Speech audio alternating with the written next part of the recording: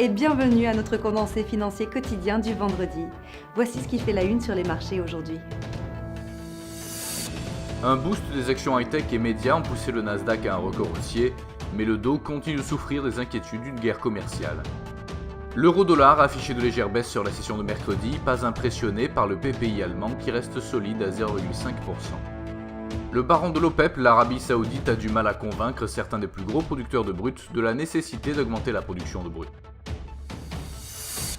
La paire livre-dollar a exécuté une correction mineure, gagnant 0,1% sur la dernière session. Nous voyons un ratio acheteur-vendeur de 1,3 d'après le SSI. La paire dollar-yen a exécuté une correction mineure, gagnant 0,4% sur la dernière session. Le SSI montre un ratio vendeur-acheteur de 1,3. Le cours du pétrole brut a rebondi à la hausse sur la dernière session, gagnant 1,3%. Le SSI montre un ratio acheteur-vendeur de 1,2. Le cours de l'or a montré une dépréciation régulière sur les dernières sessions, chutant de 1,3%. Le SSI montre un ratio acheteur-vendeur massif de 5,2. L'indice PMI Composite de Market pour les États-Unis sera publié à 13h45 GMT.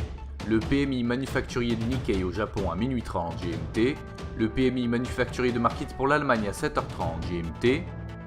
Le PMI manufacturier de la zone euro à 8h GMT. L'indice des prix à la consommation au Canada à 12h30 GMT. Et le nombre Baker Hughes de forage de pétrole aux États-Unis à 17h GMT.